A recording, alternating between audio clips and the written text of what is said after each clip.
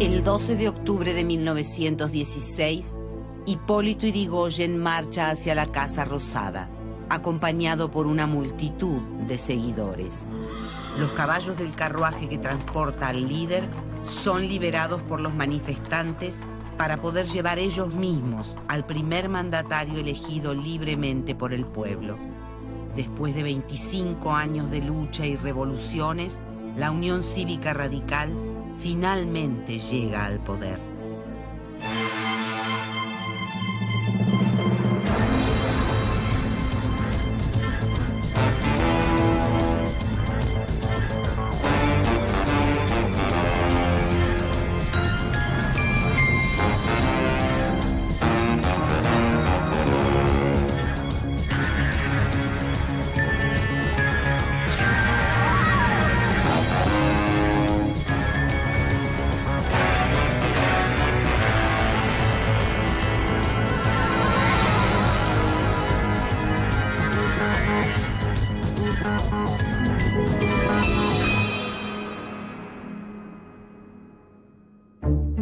Desde 1874, Argentina está gobernada por el Partido Autonomista Nacional. Aunque la Constitución vigente establece instituciones políticas republicanas, representativas y federales, en la práctica son unos pocos los que manejan los hilos del país. El Partido Autonomista Nacional asegura el triunfo de sus candidatos mediante el fraude electoral. Esta práctica solo es posible porque el voto no es secreto ni obligatorio y porque el partido gobernante confecciona los padrones e intimida a los opositores en el momento de la votación. Pero en 1889, muchos sectores políticos opositores al gobierno comienzan a reunirse para denunciarlo. Ellos crean la Unión Cívica, que tiene como uno de sus principales líderes a Leandro N. Alem, un político de gran prestigio. Si bien el nuevo frente comienza a organizarse como un partido político, es un secreto a voces que está preparando un levantamiento armado. La revolución estalla el 26 de julio de 1890 en la ciudad de Buenos Aires. Participan unas 1.200 personas, entre civiles y militares. Los revolucionarios logran tomar el parque de artillería, pero son atacados por las fuerzas militares leales al gobierno conservador. El centro de la ciudad se convierte en un campo de batalla. Los muertos y heridos de ambos bandos se cuentan por centenares. Finalmente, después de 3 días de combate, los revolucionarios son derrotados. Sin embargo, la revolución del parque es el bautismo de la nueva fuerza política. Durante los años siguientes, la revolución cívico-militar será una de las estrategias más usadas por los radicales para oponerse al sistema conservador. Lo que pasa es que en aquella época la revolución estaba en cierta medida justificada, porque el gobierno le pertenecía a unos pocos y a unos pocos quería seguir perteneciendo. La Constitución decía una cosa y las leyes reglamentarias hablaban de otra. No cualquier ciudadano argentino podía votar, no cualquier ciudadano argentino podía acceder a la universidad, no cualquier ciudadano argentino podía acceder al sistema de salud, no existía un sistema de salud. Al acercarse las elecciones de 1892, la Unión Cívica presenta la fórmula Bartolomé Mitre-Bernardo de Irigoyen. Sin embargo, Mitre sella una alianza con Julio Argentino Roca, el líder del partido oficialista, con la intención de presentar una candidatura única. Alem y muchos otros partidarios y dirigentes de la Unión Cívica rechazan este pacto de manera tajante. El partido se divide. La Unión Cívica Nacional, liderada por Bartolomé Mitre, se nutre de aquellos que apoyan la alianza con el partido oficialista. Por su parte, la Unión Cívica Radical, liderada por Alem, reúne a los que sostienen el principio de no pactar con un sistema político fraudulento, bajo ninguna circunstancia. Así nace formalmente el que se convertirá en el partido de mayor persistencia en la historia argentina. La Unión Cívica Radical se abstiene de participar en las elecciones de 1892. y denuncia el triunfo de Luis Sáenz Peña por considerarlo ilegítimo. Al año siguiente, estallan nuevas revoluciones radicales en San Luis, Santa Fe, Buenos Aires, Corrientes y Tucumán. La abstención y la revolución cívica se consolidan como las armas de los radicales para oponerse al sistema. Alem decide incorporar el nombre de Unión Cívica Radical porque decía que se nos ha llamado radicales e intransigentes y que aceptamos ese nombre con orgullo porque no vamos a transigir con las ambiciones de los impacientes ni hay quien pueda matar este espíritu que se llama radical. Y a partir de ahí, la Unión Cívica Radical. A pesar de su abstención en las elecciones, la Unión Cívica Radical se convierte en el primer partido moderno con representación política en todo el país.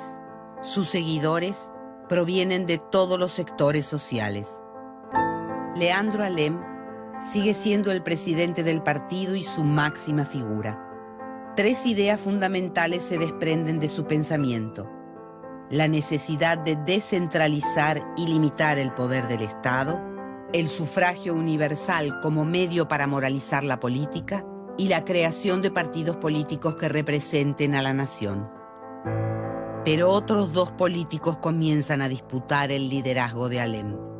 Uno es Bernardo de Irigoyen, un hombre de gran fortuna y prestigio, que tiene una posición más moderada que la de Alem y está dispuesto a negociar con el oficialismo. El otro líder que emerge es el sobrino de Alem, un hombre cuyo estilo político parece propio de un conspirador. Su nombre es Hipólito Yrigoyen. Hipólito ha convertido a la Unión Cívica Radical bonaerense en una organización de gran poder. Pese a ello, dentro del partido muchos desconfían de él, especialmente los dirigentes ligados a las clases altas. El ADN de las semillas sembradas en la Revolución del 90 fue continuado por Hipólito Yrigoyen, quien con gran perseverancia reclamó la lucha contra el fraude electoral. No era una persona que encantara por su oratoria, porque de hecho no la ejercía casi nunca, sino por el carisma que tenía justamente en esa fuerza moral que transmitía a sus allegados. Para sorpresa de muchos, un gran cambio está por ocurrir. El estado anímico de Alem se va deteriorando por muchos motivos, entre los que se encuentra la sensación de fracaso político. El 1 de julio de 1896 se quita la vida. Tras la muerte de Alem, la conmoción política en el radicalismo es enorme. Bernardo de Irigoyen es elegido como nuevo presidente del partido y pacta con el sistema. Decide presentarse en las elecciones y para aumentar las posibilidades de triunfar, propicia la unificación de la Unión Cívica.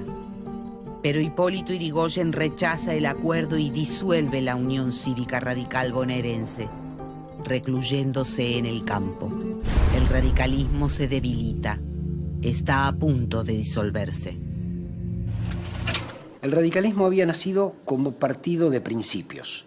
De hecho, cuando Leandro Alem funda la Unión Cívica Radical y después en su legado posterior, cuando se suicida, él dice que se rompa pero que no se doble.